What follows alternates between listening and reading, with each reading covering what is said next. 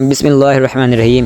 اسلام میں اللہ تعالیٰ نے وہ لچک رکھی ہے کہ آج اس کو جتنا بھی دبایا جا رہا ہے اس سے کہیں زیادہ اسلام پوری دنیا میں پھیلتا ہوا نظر آ رہا ہے۔ غازہ سے لے کر لیبنان تک، لیبنان سے لے کر میانمار برما تک آج جو مسلمانوں پر ظلم و ستم کی تمام حدیں پار کی جا رہی ہے وہ دنیا کے کسی بھی دھرم کے ساتھ نہیں کی جا رہی، لیکن اس کے باوجود بھی پوری دنیا میں بہت تیزی کے ساتھ اسلام پھیلتا ہوا نظر آ رہا ہے۔ اندھ بھکتوں کو اس خبر سے مرچی لگ سکتی ہے۔ رپورٹس ہے کہ ڈینمارک کے اندر تقریباً 50 لڑکے اور لڑکیوں نے اسلام دھرم کو قبول کر لیا ہے۔ اب اندھ بھکتوں کو یہ خبر بالکل بھی سہن نہیں ہو سکتی اور اندھ بھکت کہے گے کہ ان کا برین واش کیا گیا ہوگا، ان کے ساتھ زبردستی کی ہوگی۔ تو میں اندھ بھکتوں کو بتا دینا چاہتا ہوں ڈینمارک کے اندر میجورٹی میں عیسائی دھرم ہے اور ڈینمارک کے اندر سرکار بھی عیسائی دھرم کی ہی ہے۔ اندھ بھکت سمجھ لینا کہ ان کے ساتھ زبردستی کی گئی ہے یا پھر ان کا برین واش کیا گیا ہے۔ ویسے بھی مسلمان اسلام دھرم میں کسی کو زبردستی نہیں داخل کراتے ہیں۔ اسلام دھرم آج جو پوری دنیا میں پھیلا ہے نا، وہ تلوار کے زور پر نہیں پھیلا، وہ صرف اخلاق کی بنیاد پر پھیلا ہے۔ آپ کو ایک اپنے نبی صلی اللہ علیہ وسلم کا چھوٹا سا قصہ بتا دوں۔ آپ صلی اللہ علیہ وسلم سے جب پوچھا گیا کہ آپ کو سب سے زیادہ تکلیف کہاں پہنچائی گئی تو آپ نے فرمایا کہ طائف کے اندر۔ اور طائف کے اندر کا ہی میں آپ کو ایک واقعہ بتا دوں۔ جب ہمارے نبی صلی اللہ علیہ وسلم طائف کے اندر تبلیغ کے لیے گئے تو وہاں کے لوگوں نے ہمارے نبی صلی اللہ علیہ وسلم کی بات نہیں مانی۔ سب سے پہلے ہمارے نبی نے وہاں کے 3 بڑے سرداروں سے ملاقات کی، لیکن انہوں نے ہمارے نبی صلی اللہ علیہ وسلم کی بات ماننے سے صاف انکار کر دیا اور بہت کچھ برا بھلا کیا۔ یہاں تک کہ جب ہمارے نبی صلی اللہ علیہ وسلم طائف سے غمگین ہو کر چلنے لگے تو انہوں نے کچھ لڑکے نبی صلی اللہ علیہ وسلم کے پیچھے لگا دیے اور وہ ہمارے نبی کے اوپر پتھر پھینکنے لگے، اور پتھر اس حد تک انہوں نے ہمارے نبی کے اوپر پھینکے کہ ہمارے نبی صلی اللہ علیہ وسلم کے شریر مبارک سے خون اس حد تک بہا کہ ان کا جوتا مبارک اینٹیں سے چپک گیا۔ اس کے بعد جب اللہ تعالیٰ نے فرشتوں کو بھیجا اور ہمارے نبی سے کہا کہ اگر تم چاہو ہم اس بستی کو پلٹ دے، اگر تم چاہو ہم طائف کے دونوں پہاڑوں کو ملا کر اس بستی کو پوری طرح نیست و نابود کر دے، تو اس پر جانتے ہو ہمارے نبی نے کیا کہا تھا؟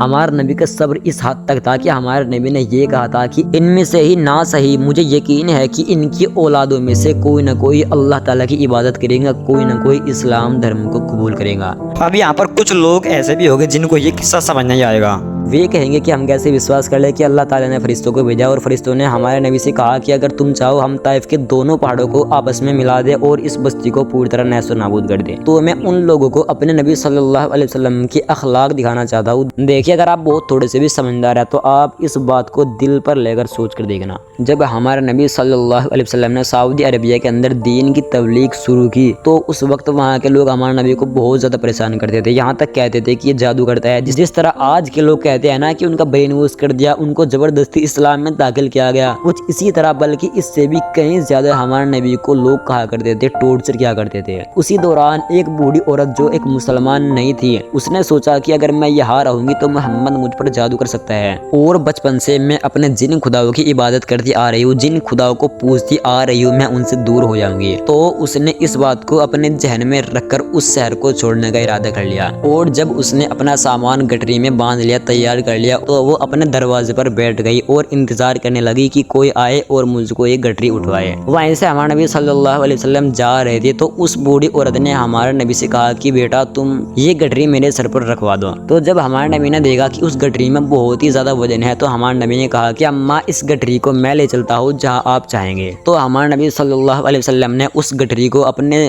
سر مبارک پر رکھ لیا اور اس بوڑھی عورت کے ساتھ چلتے رہے۔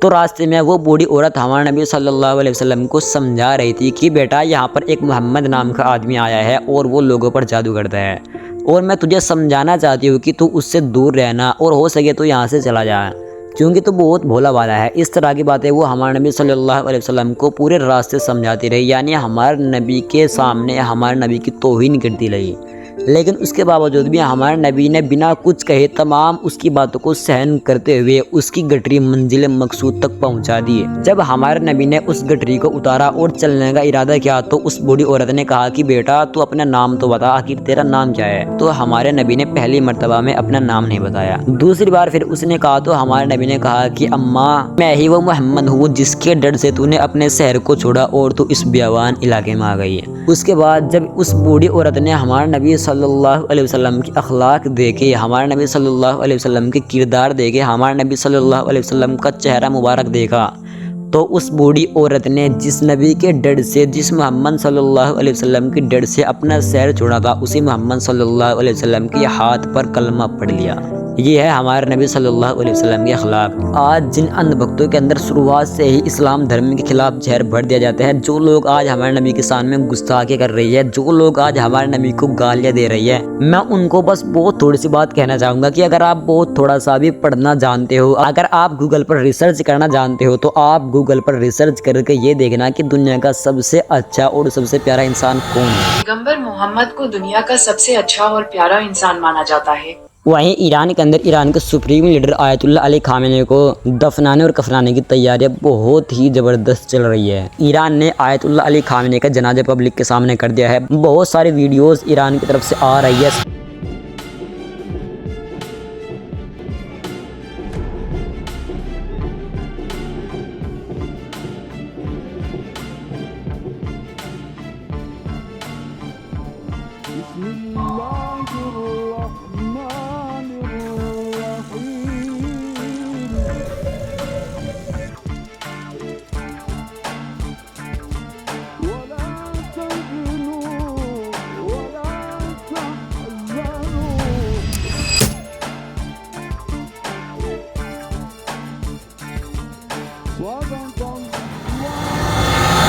دنیا بھر کے یوٹیوبرز، دنیا بھر کے پترکار اور بہت سارے دیشوں سے بڑے بڑے آفیشل آیت اللہ علی خامنئی کے جنازے میں شرکت کر رہی ہے۔ آیت اللہ علی خامنئی کے جنازے میں عوام کا وہ سیلاب ہے کہ شاید ہی دنیا کے کسی بڑے سے بڑے لیڈرز کے مرنے پر اتنا بڑا جن سیلاب آیا ہوگا۔ ایران کے لوگوں کا یہ جن سیلاب، ایران کی عوام کا یہ جن سیلاب اس بات کو پروف کرتا ہے کہ وہاں کے لوگ اپنے سرکار سے، اپنے دیش کے سپریم لیڈر سے کس حد تک محبت کرتے تھے۔ اور یقین ماننا، اسرائیل اور امریکہ نے ایران کے اوپر جس لیول کے حملے کے، جس طرح یہ یدھ لڑا گیا، اس یدھ میں ایران کی جیت جانتے ہو کیوں ہوئی ہے؟ اس یدھ میں ایران کے جیتنے کا سب سے بڑا کارن ہے وہاں کے جنتا کی ایکتا۔ کیونکہ آخری وقت میں بھی جب ڈونالڈ ٹرمپ نے ایران کو دھمکی دی تھی کہ آج ہم پوری ایران کی سبھیتا کو ختم کر دیں گے، اس وقت بھی ایران کی جنتا سڑکوں پر آ گئی تھی۔ اور اس جنگ میں دنیا نے پہلی بار دیکھا کہ وہاں کی جنتا بجائے اس کے کہ اپنی سرکار کے خلاف جاتے، کیونکہ جنگ میں ظاہر ہے کہ نقصان عوام کا ہی ہوتا ہے، لیکن بجائے اس کے کہ وہ اپنے سرکار کے خلاف جاتی، اس جنگ میں کئی بار ایسے مناظر سامنے آئے کہ وہاں کی جنتا اپنے دیش کی سرکار کے ساتھ سڑکوں پر آ گئی تھی، اپنی سپریم لیڈر کے ساتھ سڑکوں پر آ گئی تھی پردرشن کے لیے۔ فی الحال یہی وجہ ہے کہ اسرائیل اور امریکہ آج بھی ایران کے اندر کی رجیم چینج کرنے کی اپنی تمام کوششیں کر رہی ہے۔ بھلے ہی فی الحال سیز فائر چل رہا ہو، لیکن ایک دن جنگ کی شروعات تو ہونی ہی ہے۔ الجزیرہ کی رپورٹ کے مطابق ایران کے اندر 1889 میں ان سے پہلے جو سپریم لیڈر تھے، ان کے مرنے پر ایران کے اندر تقریباً 10 ملین لوگوں نے شوق ویکت کیا تھا،